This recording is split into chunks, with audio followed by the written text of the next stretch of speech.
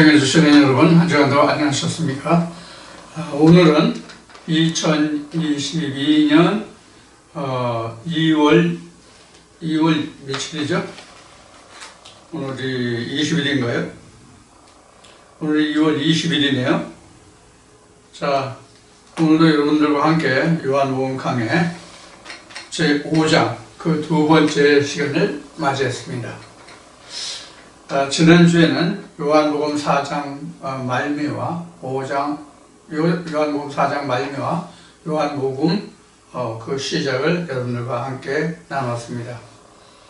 그동안 요한복음을 시작하면서 지난주와 같이 구독이 가장 초조한 말씀은 없었습니다. 아무도 저희 말씀이 여러분들이 들으시기에 그다지 마음에 와 닿지 않았던 것 같습니다. 제가 좀 더 분발하도록 하겠습니다. 여러분들 죄송합니다. 자, 오늘은 요한복음 5장 그 두 번째 시간으로 지난주에 베데스다 연못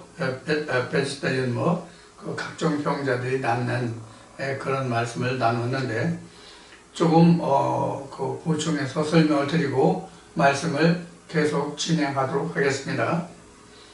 이 베데스다라는 그 말은 은혜의 연못, 은혜의 샘, 뭐 이렇게 은혜의 집, 은혜의 샘이 아니라 은혜의 집 이렇게 말할 수가 있겠습니다.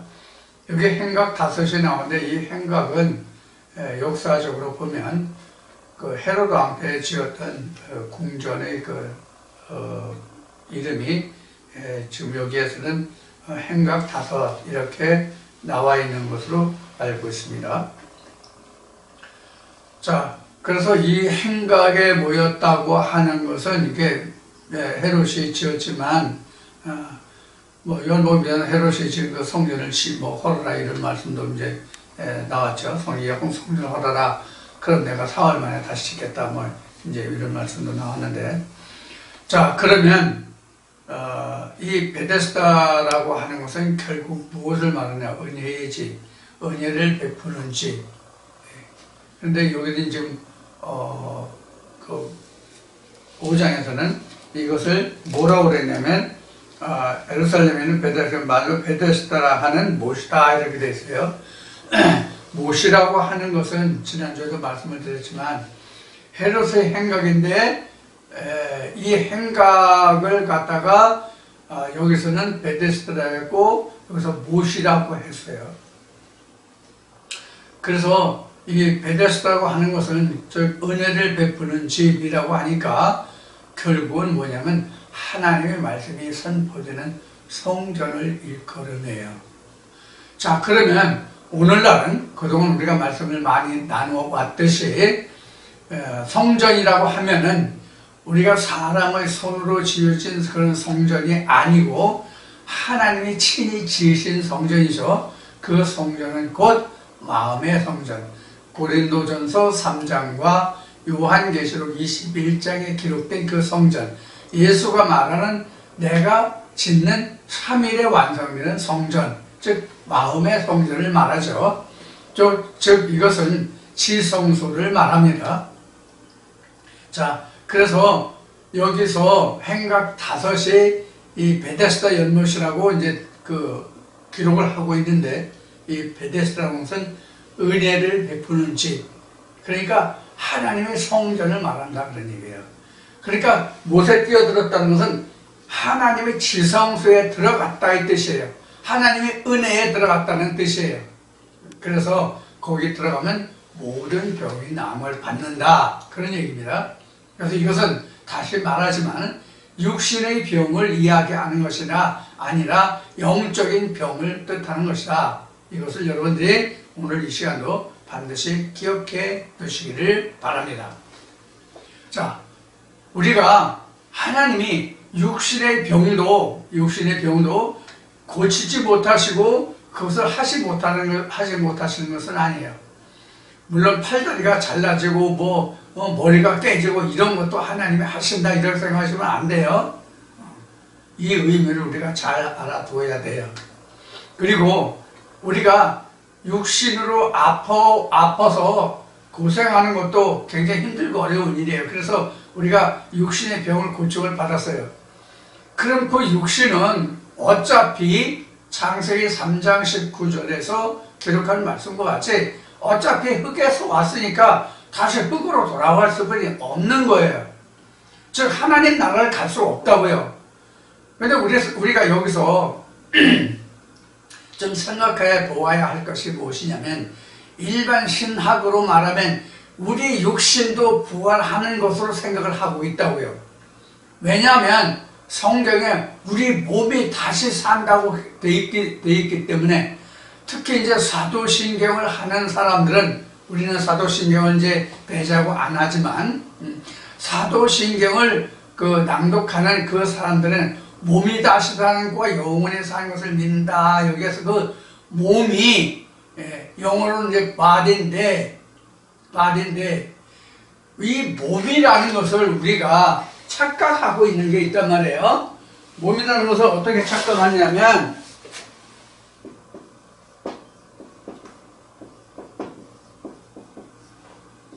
성경에서 몸을 두 가지로 설명하고 있단 말이에요. 뭐라고 설명하냐면 사르스가 있고 소마가 있단 말이에요. 근데 이 둘 다를 우리 번역본에서는 똑같이 몸이라고 그랬고, 영어에서도 이것을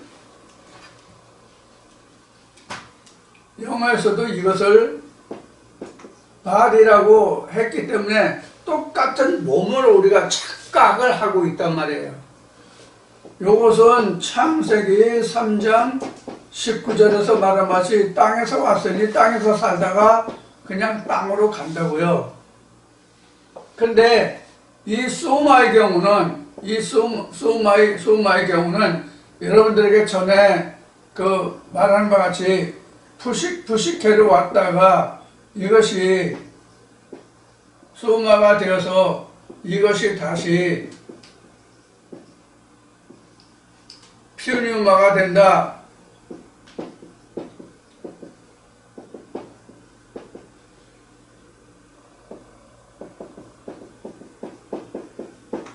이렇게 말씀을 드렸잖아요.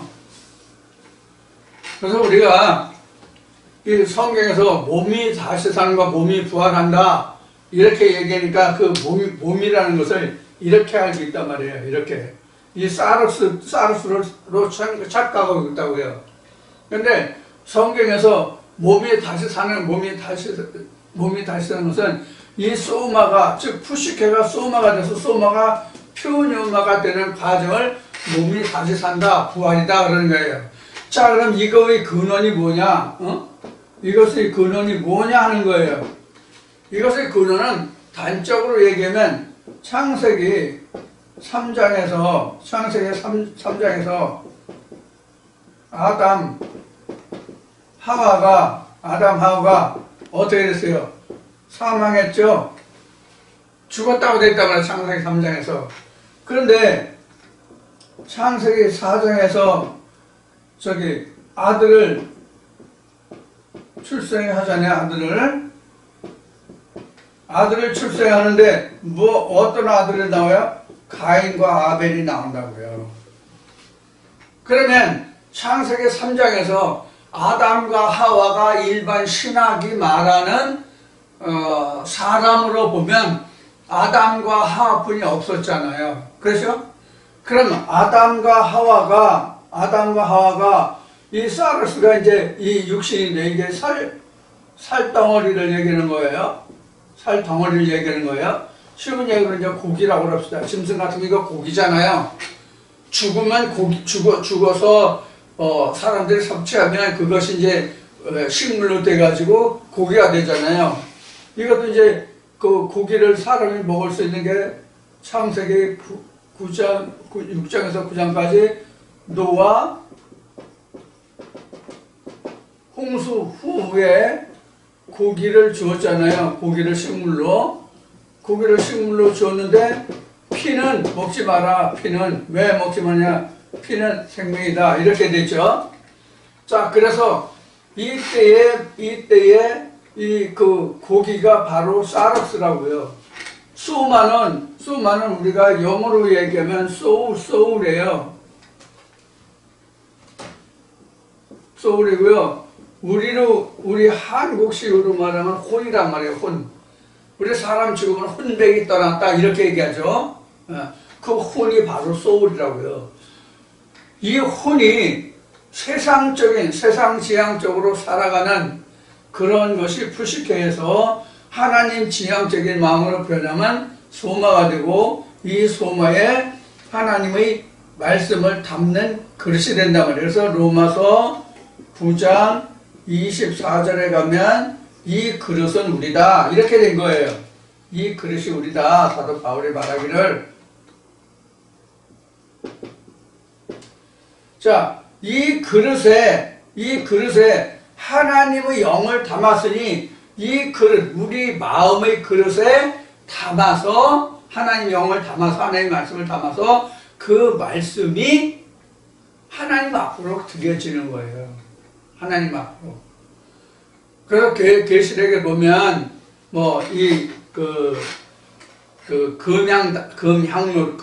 금향로를 재단에 올려서, 재단에서 그 숯불을 받아가지고 향을 피우고 하는 것이 나오잖아요. 그 향로가 상징이 뭐냐면 이 소마예요. 하나님 말씀을 담는 우리 마음이란 말이에요. 그 마음에 하나님의 말씀을 담아서 하나님 말씀의 향을 하나님께 드리면 그 향을 하나님 받으시는 거예요. 물론 구약 때는 하나님께 드리는 향 연료를 세 가지 있죠. 지금 저도 다 기억을 못하는데 여튼 세 가지예요. 그 세 가지를 섞어서 향을 만들어서 하나님 전에 피우고 민간인들은 그 향을 사용할 수 없게 만들었단 말이에요. 그것을 뜻하는 거예요. 자, 이런 거예요. 그래서 우리 몸의 종류가 이렇게 있다. 이것을 말씀을 드리는 거예요.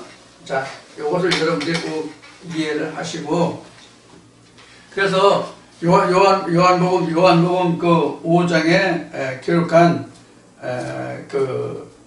예루살렘에 있는 그 베다스다 연못이 뭐다 하는 거, 병자들이 뭐다 하는 거, 병이 어떤 병이다 하는 거, 육신의 병이 아니라 우리 마음의 병, 마음에 하나님의 말씀을 담는 이런 것을 뜻하고 있다 하는 것에서 지금 사르스와 소마를 지금 이렇게 풀어서 여러분들에게 설명을 드렸어요. 결국은 또 이 말씀을 정리해서 올라가다 보니까 어디까지 갔어요? 창세기로 다시 거슬러 올라갔죠. 그렇죠? 자, 이것을 여러분들이 꼭 명심하시고 오늘 이 말씀을 다시 계속 들어주시길 바랍니다. 지난주에 여러분들과 말씀을 나눈 것이 요한복음 5장 9절까지 말씀을 나눈 거로 기억을 합니다.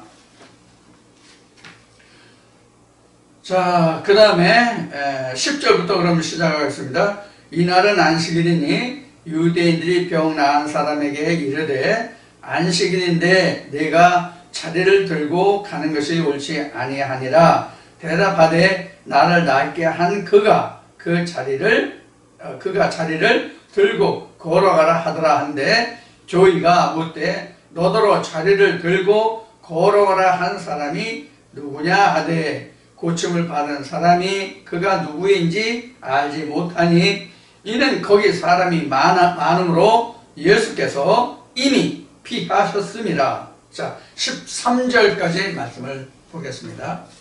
여기 지금 10절로부터 읽은 이 말씀을 보면은 지금 베데스다 연못에 많은 병자들이 왔어요. 여러 각종 병자들이 왔어요. 그런데 10절로부터 설명을 들으면 이날이 안식일이에요. 그렇죠? 이날이 안식이란 말이에요.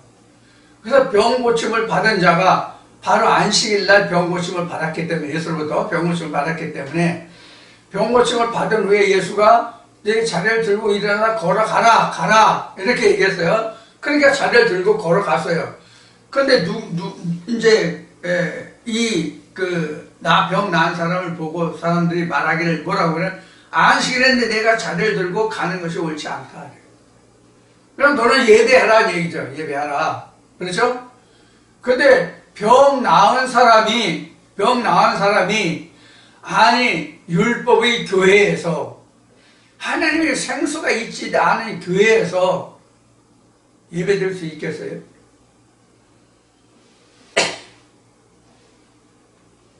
무슨 뜻인지 이해가 되시죠? 자, 우리가 지금 성령이 교회에 들어가시는 말씀을 듣고 있잖아요. 성령이 교회에 들어가시는 말씀을 듣고 있는 사람이 일반 초등학문도 안 되는 교회에 가서 예배 드릴 수 있겠냐고요. 그들과 함께. 물론 그들과 함께 예배 드릴 수는 있겠죠. 그러나 그 사람들이 드리는 예배와 성령이 교회에 들어가시는 말씀을 듣는 자 예배가 같을 수가 있느냐 하는 얘기예요. 전혀 같을 수가 없죠. 이게 요한복음 4장으로 거슬러 올라가면 내가 너에게 주는 물은 내 배에서 영원히 흐르는 목마르지 않는 생수가 되리라는 말씀과 같단 말이에요.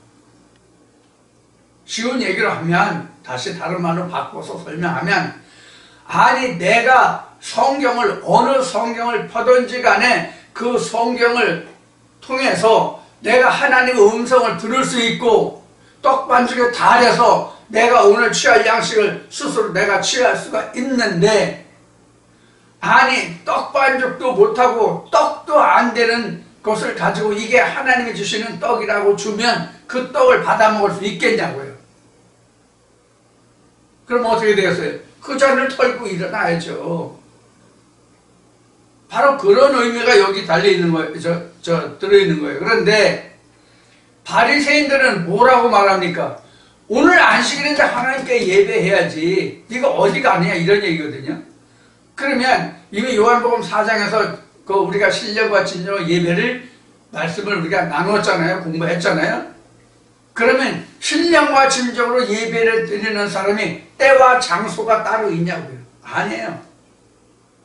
하나님과 예수 그리스도와 내가 함께하는 장소 어디든지 간에 그 사람이 하나님을 묵상하면 그게 바로 예배예요. 아니 예배가 없는 자리는 마귀 사단의 자리인데 마귀 사단의 자리에 하나님의 권속들이 거기 가서 그들과 함께 예배 드릴 수 있겠냐고요. 물론 예배 드릴 수 있다면 그들을 위해서 예배하고 나의 하나님을 예배하는 거죠. 자, 여기서 생각나는 게 뭐가 있냐면 열왕기상 18장에 하면 갈멜산에서 바알의 선지자 450인가 엘리야 한 사람 우리가 생각해 보자고요. 같은 장소에 있다고 할지라도 엘리야는 그들이 무엇을 하는지 관망할 뿐이었잖아요. 그렇죠? 그렇게 관망하다가 하나님의 응답이 없는 것을 알고 엘리야가 어떻게 했어요? 다시 그 무너진 단을 수축하고 엘리야의 하나님, 엘리야의 하나님, 엘리야의 하나님 응답하시옵소서 했을 때 하늘에서 불이 내려와 응답했잖아요. 이와 같이 우리가 성령이 교회에 들어가신 말씀을 들으며 우리가 하나님의 권속이 된 자라면 어디서든지 나는 나의 하나님과 나의 하나님께 예배 드릴 수 있는 거라고요. 그래서 예수가 뭐라고 그래요? 너희들은 알지 못하는 것으로 예배하지 우리는 아는 것으로 예배한다. 그러니까 알고 알지 못함이란 말이에요. 아는 것과 알지 못함이거든요. 그럼 무엇을 알고 무엇을 알지 못하는 것? 하나님과 그의 보내신 자, 유일하신 참 하나님과 그의 보내신 자를 아는 것과 알지 못하는 거예요. 그러니까 자리를 들고 일어날 수뿐이 없는 거예요. 나은 사람은.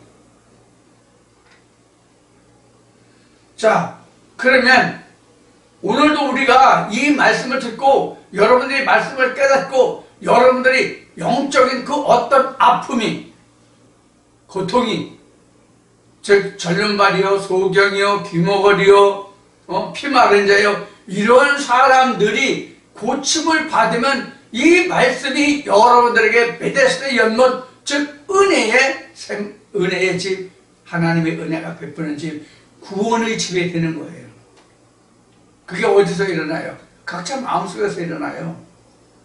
보이는 교회에서 일어나는 게 아니라 성령이 교회에 가시는 말씀을 통해서 각자의 마음에서 역사되는 것이다, 그런 얘기예요. 근데 우리는 이제 뒤에도 뭐 여러 번 이제 이거 은사에 관해서 기적과 표적에 관해서 나오겠지만 여기에서도 지금 기적과 표적잖아요. 앞에도 나왔잖아요.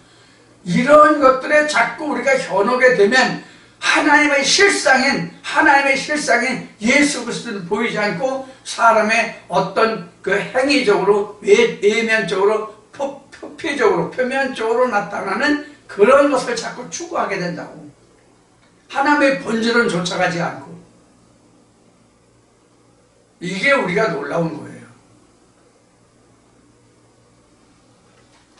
그래서 전에는 제가 말씀드릴 때 오프라인에서는 이런 것이 바로 뭐와 같으냐면 그 남녀 관계의 어떤 자기가 자꾸 어떤 이상을 쫓아가는 그런 것과도 같다 하는 말씀을 드린 적이 있는데, 여하튼 우리는 고린도전서 12장에서 고전 14장까지 사도 바울이 증거하고 있는 은사론이 있잖아요. 그 은사론에 기록한 바와 같이 특히 이제 고린도전서 12장 그 말미에 각종 은사를 이야기하고 다 통역하는 자, 방역하는 자, 병 고치는 자, 이런 것 자가 다 될 수 있겠느냐. 너희는 이보다 더 좋은 것을 삼아라. 이렇게 돼 있어요. 그러면 바울은 왜 그러한 은사를 사모하라, 그런 은사를 하나님께서 주신다는 것을 말하면서 더 좋은 것을 기다리라고, 더 좋은 것을 구하라고 사도 바울은 증거하고 있냐면, 그 답이 고린도전서 13장 믿음, 소망, 사랑이라는 말씀에서 깔끔하게 정리하고 있어요. 거기에서 방언도 배우고 예언도 배우고 병원치료 모든 은사가 다 패한다고 되어 있잖아요. 그래서 결국은 뭐가 남는다 해서 믿음, 소망, 사랑이 남는다. 그런데 믿음, 소망, 사랑이 남는데 그 중에서 제일 큰 것이 뭐라고 그랬어요? 사랑이다. 이렇게 결론을 맺잖아요. 그런데 왜 우리는 자꾸 보이는 것을 쫓아가려고 하느냐 하는 얘기예요. 보이는 것을 쫓아가려고 하는 사람들은 결국은 믿음에서 걸림돌이 되어가지고 실족하는 사람이 많습니다. 그러면 우리가 이 표적과 기사라는 것이 꼭 어떤 병 고치는 거, 은사, 방언 이런 것만 은사냐? 아니에요. 사람의 표면적인 것을 보고 세상적인 면을 보고 실족하면 그것도 그 사람에게는 방언과 같은 역할의 것이 되는 거예요. 우리가 사람이기 때문에 사람을 보고 실망하고 실족하는 경우가 많거든요. 그럼 누구 손해예요? 그래서 제가 이런 말을 한 거예요. 제가 지금 여기에 아주 맛있는 지금 먹을 것을 지금 들고 있어요. 지금 맛있는 것을 들고 있어요. 왜? 여러분들 주려고. 여러분들에게 맛있는 것을 주려고 제가 이거 맛있는 것을 없는 돈 있는 돈 다 긁어 모아가지고 이걸 샀어요. 이 먹을 것을. 그런데 제가 지금 한참 지금은 그런 거 없지만 한참 옛날 제 어린 시절 같이 큰 똥통에서 썩은 똥을 오줌 자문에 퍼가지고 그것을 거름을 주고, 그러다가 마침 좋은 떡장수가 지나가길래 떡을 샀어요. 돈을 주고. 근데 오줌 똥 주던 그 손으로 이 떡을 샀기 때문에 여기 떡이 묻었어요. 여기 떡이 묻었단다. 이 떡에, 이 맛있는 먹거리에 여기에 지금 오줌 똥 주던 손으로 샀기 때문에 여기서 지금 오줌 똥이 묻었어. 지금 냄새가 나. 그럼 이거 여러분들이 이걸 받아서 먹으라고 이걸 내가 줬어요. 그럼 여러분들 먹겠어요? 안 먹겠어요? 안 먹는다고 한 사람 아마 많을 거예요. 지금 영상 보시는 분들 중에 에이 똥 묻은 손으로 샀는데 그걸 아무리 맛있어도 그걸 어떻게 먹어? 이럴 분이 계실 거예요. 근데 지금은 먹거리가 흔하니까 아마 맛있는 거 줘도 안 먹을 거야. 나도 돈 있으니까 사 먹으면 된다고 안 먹을 거야. 그럼 50년대 60년대로 가가지고 먹을 거 없어 헐벗고 굶주리는 때라고 가정합시다. 근데 맛있는 거 이렇게 주면은 먹겠어요? 안 먹었어요? 안 먹겠어요? 먹어요. 그럼 먹을 수 있는 방법이 뭐예요? 요 똥 묻은 자리에 손으로 붙잡은 요 자리 그거만 떼내고 먹으면 될 거 아니야. 무슨 얘기인지 아셨어요? 이런 평들을 한단 말이에요. 어떤 평이냐면 진리에 말씀을 증거한다는 사람이 목사가 못 떠고 아니 사람이 아니지 말씀이 아니냐고. 말씀이 오르면 사람은 보기 싫어도 그 보기 싫은 부분만 차치하면 되는 거예요. 그걸 제외하면 되는 거예요. 그 사람의 더러운 부분은 하나님과 그 사람, 즉 제가 하나님과 해결할 사항이지 이 말씀을 듣는 청취자가 해결할 부분은 아니라고. 무슨 뜻인지 이해하셨죠? 우리는 세상 모든 만사가 그래요. 사람이면 누구든지 험과 티가 없는 사람이 없어요. 정도의 차이가 있을 뿐이에요. 세상 모든 사람들이 고생 안 하고 사는 사람이 없음과 같이 사람마다 허물과 티가 없는 사람이 없어요. 연약한 부분이 다 있단 말이에요. 그래서 사람의 일은 사람의 일이고 하나님의 일은 하나님의 일이란 말이에요. 그것을 착각하고 혼돈하지 말자는 뜻으로 말씀을 드리는 거예요. 사람이 어떻게 온전한 사람이 있습니까? 사람이 온전한 사람이 있으면 우리가 왜 이 성경을 왜 고찰합니까? 우리가 온전하다면 왜 우리가 이걸 고찰하냐고. 또 하나님 말씀을 고찰한다고 해서 성경 이제 말씀에 공부하겠지만 하나님이 이 겉사람을 위해서 오셨냐고요. 이 속사람을 위해서 오셨지 겉사람을 위해서 오신 게 아니란 말이에요. 사락스를 위해서 오시는 하나님이 아니라고. 우리에게 오시는 하나님은 이 소마를, 즉 푸시케를 소마를 표현화로 만들기 위해서 우리에게 역사하시는 하나님이에요. 우리 육신을 새롭게 하기 위해서 오시는 하나님이 아니에요. 만약에 하나님이 우리 육신까지를 온전케 하시는 하나님이라고 한다면 사람의 뭐 바뀌어야 되냐면 타고난 그 기질, 개성도 하나님이 고치셔야 돼요. 그러면 사람이 뭐와 같으냐면 공산품 찍어내고 만들어내듯이 똑같은 색깔, 똑같은 크기야. 모양도 똑같고 색깔도 똑같고 다 똑같아야 돼. 그런데 사람은 아니잖아요. 사람은 한 부모의 자식이라 할지라도 아들도 있고 딸도 있고 같은 아들 같은 딸이라도 언니 다르고 동생 다르고 형 다르고 동생 다르잖아요. 다 다르잖아요. 이게 인간이에요. 이게 개성이거든요. 이 개성은 하나님도 바꾸지 않으신다고. 우리가 성경에서 잘 아는 베드로가 얼마나 우리말로 하면 즉흥적이고 다혈질적인 사람입니까? 상당히 직관이 빠른 사람이죠. 베드로를 보면. 그래서 그 자리에서 바로 즉시로 응답하죠. 무슨 일이 있으면. 여러분 성경에서 베드로를 볼 때 그런 것을 아마 느끼셨는지 모르겠지만 제가 보는 베드로는 그러한 사람이거든요. 그러한 모습들이 좋은 면도 있지만 나쁜 면도 있어서 때로는 예수에게 사단아 내 뒤로 물러가라 이런 말까지 듣잖아요. 이것을 알게 하니가 혈육과 혈통이 아니라 하늘에 계신 내 하나님이라. 그러니까 너는 내가 음부의 권세가 침범하지 못하는 천국의 열쇠를 줄 테니 내가 이 반석 위에 나의 교회를, 하나님의 교회를 세우라. 그럼 음부의 권세가 침범하지 못하리라.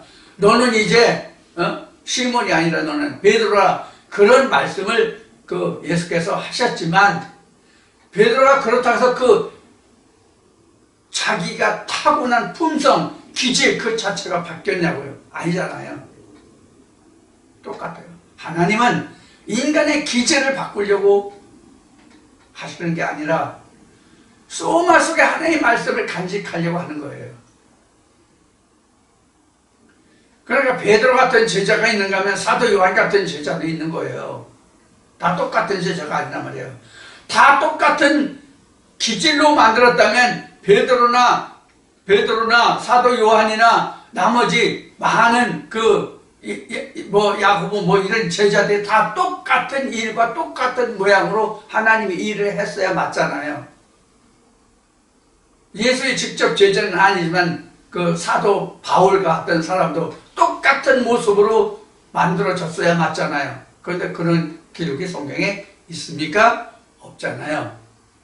그러니까 여러분들은 앞으로는, 지금은 다 떨어져 있지만, 떨어져서 지금 시국의 그런 사정도 있지만, 코로나로 인해서 여러분들이 같이 모여가지고 하나님의 일을 합력하여 하나님의 일을 하게 될 때에도 여러분들이 다 각각의 개개인의 그 모든 품성, 기질, 그 성격은 그것을 터치하면 안 돼요. 절대적으로 그건 인정하고 하나님의 말씀으로만 우리가 일을 해요. 이건 제가 예언적인 말입니다. 지금 말씀드리는 것은 사람이기 때문에 부딪히는 게, 말씀으로는 같다 할지라도 부딪히는 게 뭐예요? 성격 차이잖아요. 흔히 하는 말로 성격 차이. 부부지간에도 가장 어려운 게 성격 차이잖아요. 어떤 부부지간의 감정이나 어떤 큰 잘못이라보다는 성격 차이로 인해 가지고, 생각의 차이로 인해 가지고, 관념의 차이로 인해 가지고 부딪히는 경우가 많잖아요. 실상은 미워하거나 어떤 감정이 있어서 그러는 것이 아니라, 우리도 마찬가지란 말이에요. 하나님의 일을 하는 데 있어서. 여러분들 이것을 앞으로 이 말씀을 들으시는 분들 중에 앞으로 하나님의 일을 해야 될 사람이 분명히 있어요. 분명히 다 해야 되고, 그렇게. 그럼 그때 인간과 인간으로, 성격과 성격으로 부딪히면 안 된단 말이에요. 말씀이 같은 모든 것을 포용하고 용서하고 인정할 것을 인정해야 되는 그런 문제가 분명히 대두된단 말이에요. 이런 것을 꼭 염두에 두시기 바랍니다. 자, 그래서 좀 이제 좀 포괄적으로 너무 넓게 말씀을 드린 것 같은데, 여기 보면 그렇습니다. 안식이래요. 예수가 병을 고친 게 안식이래요. 그래서 여기 말씀에 보면 안식일인데 내가 자리를 들고 가는 것이 옳지 않다. 이게 바로 뭐냐면 전형적인 율법의 생각이에요. 하나님의 일을 하는 데 있어서는 요의 개념이 없어요. 안식일이 따로 없어요. 때와 장소가 구분이 되지 않아요. 예루살렘에서도 말고 이산에서도 말고, 신령과 진정으로 예배 드릴 때가 오느니 곧 이때라 이해한 말씀을 여러분이 꼭 이해하시기 바랍니다. 이때가 그럼 뭐냐? 하나님, 예수, 나.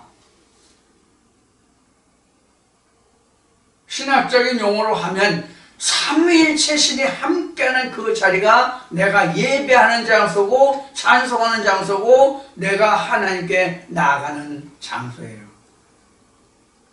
그러니까 베다스 연못이 꼭 그 장소가 아니란 말이에요. 안식일이니까 다른 거 하면 안 된다? 아니란 말이에요. 이제 뒤에 말씀을 더 이제 보면 나오니까 그 말씀을 보기로 합시다. 13절까지 말씀을 봤으니까 14절부터 봅시다. 그 후에 예수께서 성전에서 그 사람을 만나 이르시되, 즉 이제 병 나은 사람이죠.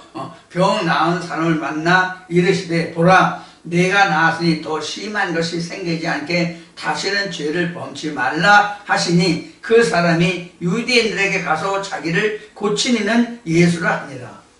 그래서 예수가 밝혀지죠. 그런데 예수가 이 나음을 받은 사람에게 뭐라고 얘기해요? 내가 배운 나음을 받았으니 다시는 죄를 범치 말라고 그래요. 자, 여기서 죄가 나왔어요.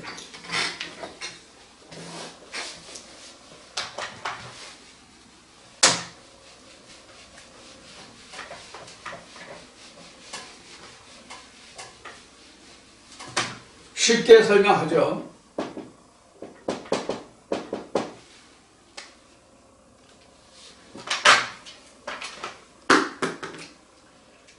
자, 여러분들 죄가 뭐예요?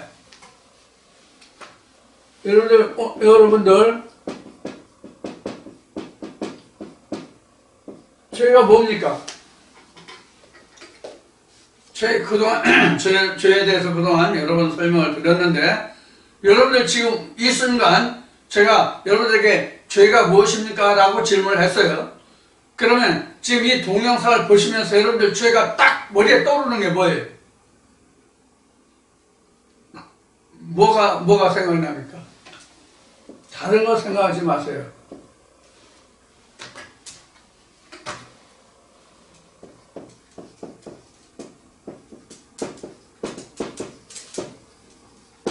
하나님과 내가 분리된 상태가 죄예요. 하나님과 내가 분리된 상태라고. 그럼 이 설명이 어디 있어요? 창세기 3장이잖아요. 창세기 3장. 아담과 하와가 하나님이 먹지 말라는 선악과를 먹고 죽었잖아요. 선악과를 먹고 죽고 벗은 줄을 알고 숨었어요. 그렇죠? 그래서 아담을 불렀어요. 그런데 하나님이 두려워서 숨었어요. 하나님이 왜 두렵게 생각했어요? 벗음을 보고, 자기가 벗었음을 알고 하나님이 두려워서 숨었어요. 어떤 상태로? 무화과로 치마를 해입고 숨었어요. 그래서 하나님이 그러한 아담을 두고 뭐라고 말씀하세요? 네가 이제 선악과 나무를 따먹었으니 이제 하나님과 같이 내가 선악을 아는 자가 되었다, 이렇게 성경 기록하고 있죠. 그래서 내가 이제 손을 들어서 생명나무 열매도 따먹고 네가 영생할까 해서 내가 너를 에덴 밖으로 내보낸다, 그래 됐잖아요. 그렇죠? 창세기 3장에 그렇게 돼 있어요. 에덴 밖에요. 창세기 3장에 보면 아담과 하와가 어떻게 됐어요? 에덴 밖으로 나갔어요. 그럼 하나님이 어디 계세요? 하나님이 계신 데가 어디예요? 에덴 아니잖아요. 그렇죠? 에덴 아니란 말이에요. 하나님은 에덴 안에 계신데, 아담과 하와가 처음에는 하나님과 함께 있는 줄 알았는데 자기가 벗었으면 하나님과 숨었어요. 그러니까 아담과 하와가 하나님에게 어떻게 됐어요? 드러나지 않았죠. 그렇죠? 그러니까 하나님이 아담아 네가 어디 있느냐라고 부르시는 거란 말이에요. 그래서 아담아 네가 어디 있느냐? 그러니까 아담이 뭐라 그래? 내가 벗었으므로 숨었나이다, 내가. 그러니까 드러나지 않은 거예요. 드러나지 않은 거라고. 자, 그럼 드러나지 않은 게 결국은 어디예요? 창세기 1장 2절이죠? 나는 혼돈공허 흑암이야. 흑은 땅이 혼돈공허 흑암이야. 땅이 혼돈공허 흑암이에요. 하나님의 신은 이 물이 이렇게 둘러싸여서 땅을 물로 이렇게 둘러싸여서 하나님의 신이 여기 들어갈 수 없어서 수면에 운행하셨다 그래 있잖아요. 이 이야기가 똑같은 얘기예요. 창세기 3장에서. 그런데 이제 내가 이제 선악과는 먹었잖아요. 선악과는 먹었는데 내가 이제 생명과를 먹으면 영생할 것을 알아. 그 선악과를 먹은 것은 뭐예요? 벗은 줄만 알아. 이런 거란 말이에요. 자, 생명과를 따먹고 영생할까 하노라. 이 말만 들으면, 창세기 3장에서 말한 이 말만 들으면 하나님이 아담이 생명을 따먹고 영생하는 것을 바라지 않는 것으로 생각되죠. 그렇죠? 생각되죠? 그런데 실상은 하나님이 이들의 생명과를 따먹을 수 있도록 하나님이 말씀하신 것이 있어요. 뭐예요? 이들이 생명과를 따먹을 수 있도록 하나님이 말씀하신 게 있는데 그것이 뭐냐고요?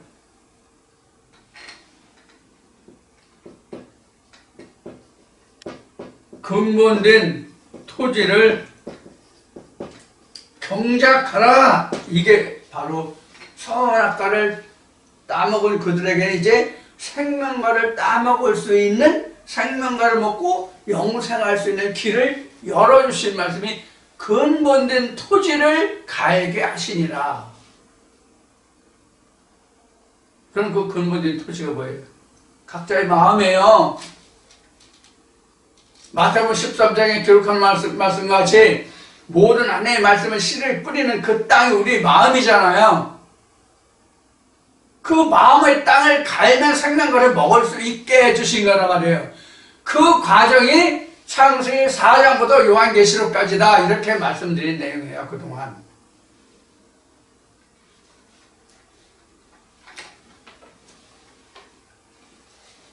이 말씀도 그렇게 많이 들을 것 같지 않아. 오늘 이 말씀도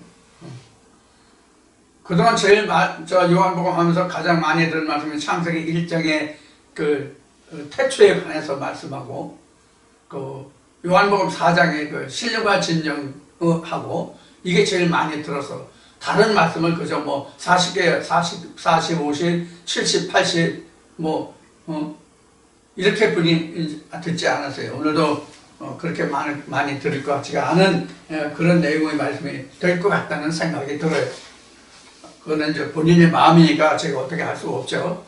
하나님도 어떻게 못하시는 걸 제가 어떻게 하겠어요. 자, 요 말씀을 여러분들이 인지해 두시고, 자, 그래서 여기서 죄를 범치 말라고 하는 이야기는 다시 나음을 받은 자가 생명이 되지 않는 거기에 가서 그 말씀을 다시 들어서 뒤에 말씀이 나왔지만 그 나중 형편이 전만 못한 그러한 큰 고통을 겪지 말고 이제 너는 하나님을 좇아라, 이제 그런 말씀으로 해석하면 되겠습니다.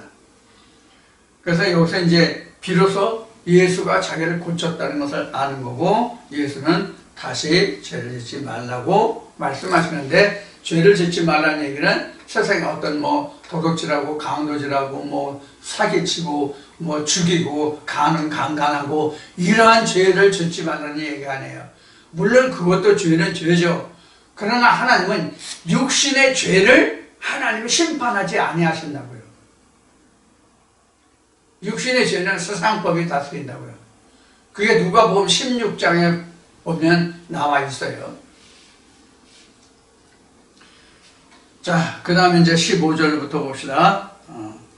16절부터 봅시다.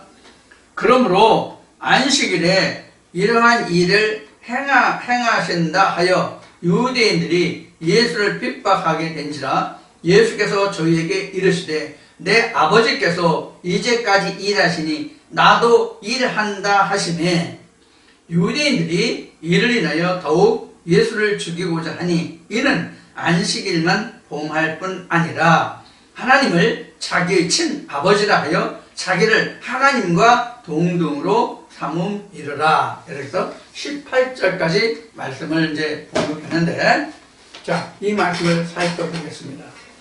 안식일. 자, 우리가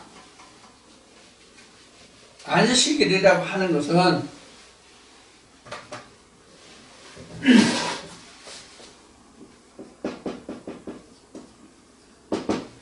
안식이라고 하는 것은 지금 현재 우리가 가장 먼저 생각하는 안식일은 일주일의 개념으로 봤을 때, 일주일의 개념으로 봤을 때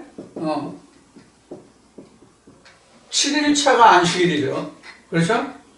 월, 화, 수, 목, 금, 토, 일 해서 7일차가 안식이래요. 요거는 세상이나 신앙이나 똑같잖아요. 그죠? 세상이나 기독교나 안식이 똑같잖아요. 뭐 여타 불교나 그 마음에서는 자기네들이 정하는 안식일이 따로 있어요. 우리가 그 성경에서 보는 구약시대 때 보았던 안식일과 금요일 안식일과 똑같이 회교에는 그것이 따로 있는데 무슬림은 그것이 따로 있는데요. 이런 개념이에요. 근데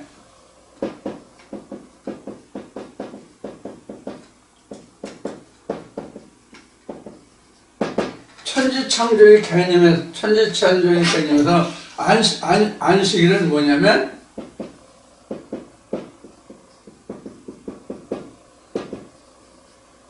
성전이 완수됨이거든요. 그럼 성전 완수됨이라는 것은 뭐가 성전이 완수됨이냐면 이런 거란 말이에요. 여기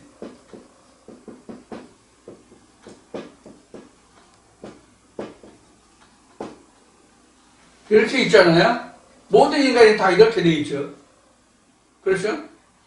이렇게 된 이것이 앞에 얘기했듯이 이 푸시케가 소마로 변화된단 말이에요. 이 소마로 변화되는 게 바로 뭐냐면 창세기 1장의 역사예요. 창세기 1장의 역사예요. 그 다음에 우리가 여기 이것이 소마가 퓨뉴마가 되잖아요. 퓨뉴마가 되는데 이 퓨뉴마가 되기 위해서는 뭐가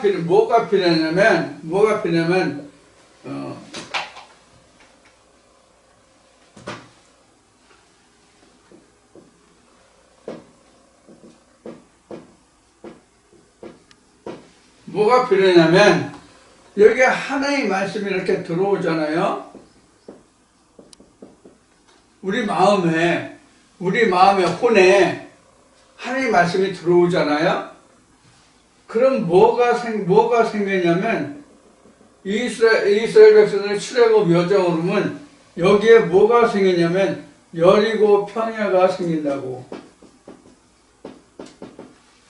자, 여리고 평야 우리가 그동안 그 말을 많이 들었고 또 우리가 성경으로 다 아는 사실이에요. 이렇게 있었다는 것은, 이렇게 지나갔다는 것은 우리가 역사적으로 다 아는 사실이에요. 자, 그러면 현재 오늘날 우리에게 성령이 교회에 들어가시는 말씀을 듣는 우리에게는 이 여리고가 뭐냐 하는 것을 오늘 여러분들에게 말씀을 드릴게요. 오늘날 우리가 영적인 그 가나안을, 즉 천국을 편들어서 가는 현재 우리에게는 이 여리고 평야가 뭐냐? 여리고 평야가 뭐냐?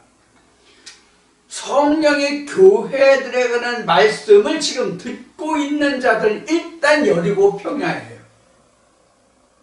다시 말씀드려요. 오늘날 이 성령의 시대에 여리고 평야라는 것은 뭐냐면 성령이 교회에 들어가시는 말씀을 듣는 자의 모두가 일단은 여리고 평야예요. 그러면 성령이 교회에 들어가시는 말씀을 듣기는 들었는데 어떤 상태냐? 여리고 평야라는 것은 그럼 어떤 상태냐? 아직 온전한 말씀으로 깨달아지지 않았어. 그 말씀이 허물어지질 않았어. 즉 그 속 내용을 온전하게 내가 깨닫지 못했단 말이에요. 자, 오늘 또 이 얘기 합시다.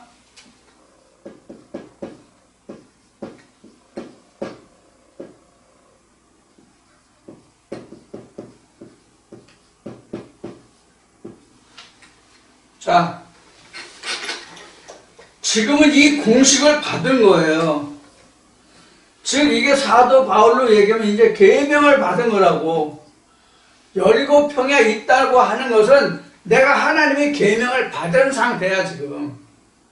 여기까지는 뭐예요? 여기까지는 여기까지 이게 요단이잖아요. 이게 요단. 요단 전에는 뭐예요? 요단 전에도 우리가 상태로 보면 계명인데 계명이 아니라 사실은 유전이라고. 요 관계를 다시 정립하세요. 계명이라고 하지만 이것은 유전에 불과한 거라고. 그래서 성령이 그 해에 들어가시는 지금 새로운 계명이 생겼어. 하늘의 계명이 생겼어. 이 계명이 지금 이런 거란 말이에요. 지금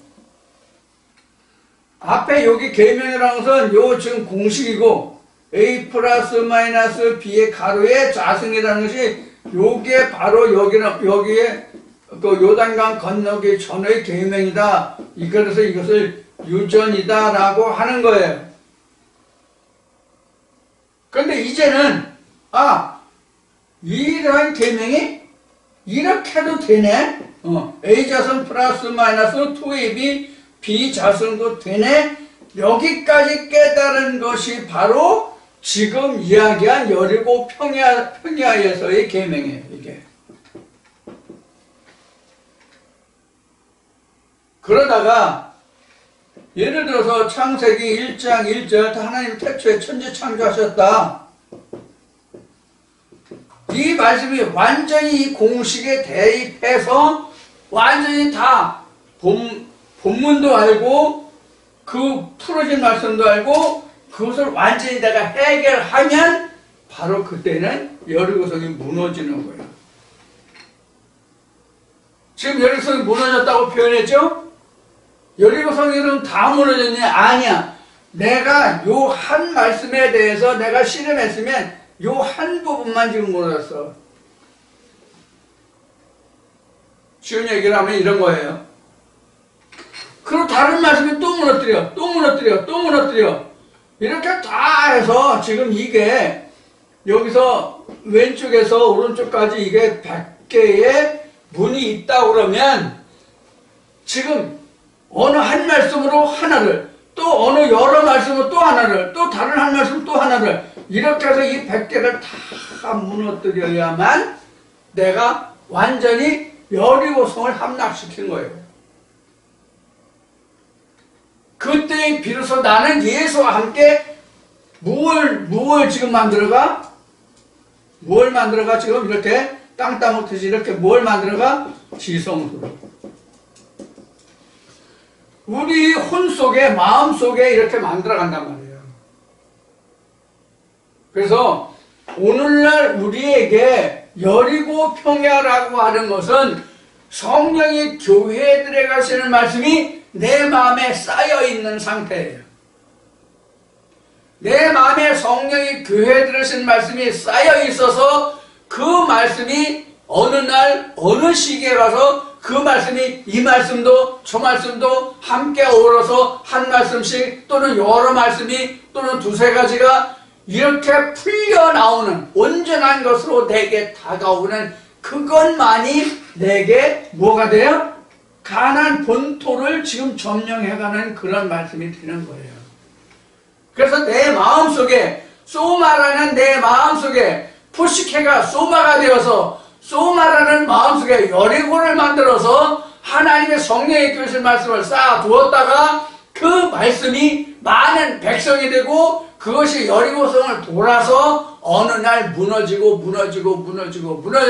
여리고성이 완전히 함락되고 내가 가나안 본토에 들어가서 지성소를 만들어 가는 거예요. 창세기 둘째 날에 인물이 생기기 시작하는 거예요.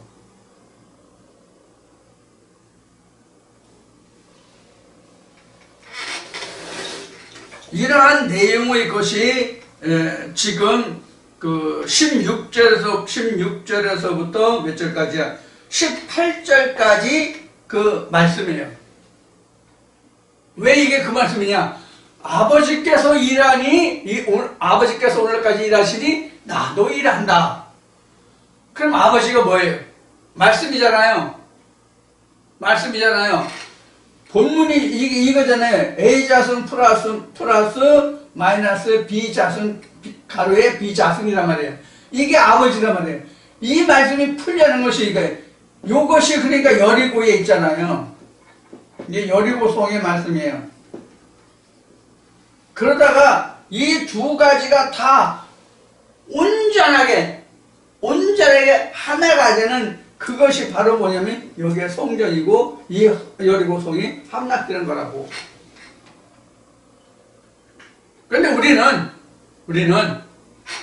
이러한 일이 오늘 여리고성은 오늘 일곱째 날 한 번에 무너졌잖아요. 여리고성이 일곱째 날 한 번에 무너졌잖아. 그래서 가나안 본토 족속이 한 번에 넘어갔잖아요. 다 가나안 본토로 들어갔잖아요. 그런데 우리는 이것이 평생 동안 이루어져야 된다고. 왜? 우리는 죽을 때까지 성령의 교회 되신 말씀을 들어야 되거든. 그럼 그 들어야 하는 말씀들이 온전히 다 풀리는 게 사실은 내가 죽을 때까지도 다 안 풀려. 여러분들 이 성경이 적은 것 같죠? 이 성경이 엄청 방대한 분량이거든요, 이게. 그래서 성경을 어떻게 기록하고 있어요? 하나님과 예수 그리스도의 하신 일을 다 기록하면 그 책을 써서 만약에 기록한다면 이 세상에 쌓아둘 정도가 없다라고 얘기하죠. 그만큼 방대한 분량이에요.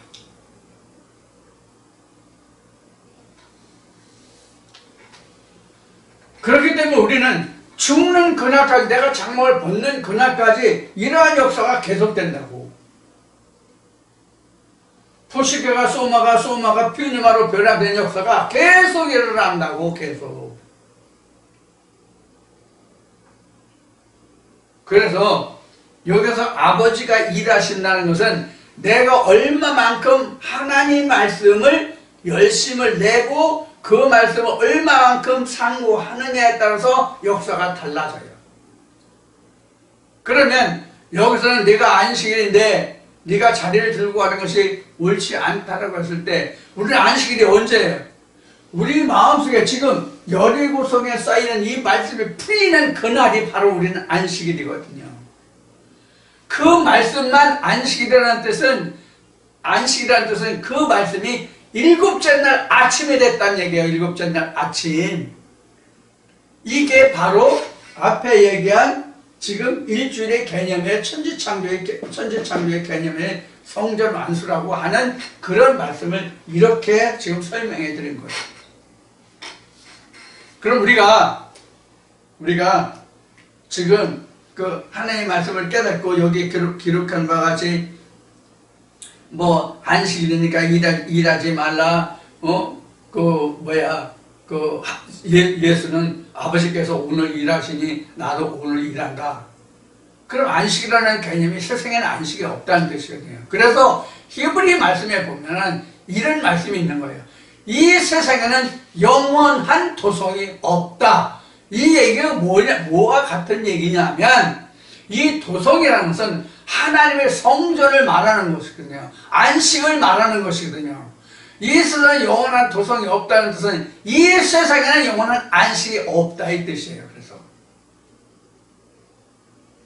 자, 이제 시간이 되었으니까 이 시간 말씀을 여기서 마치고 나머지는 좀 잠시 쉬었다가 여러분들과 함께 나누기로 하겠습니다.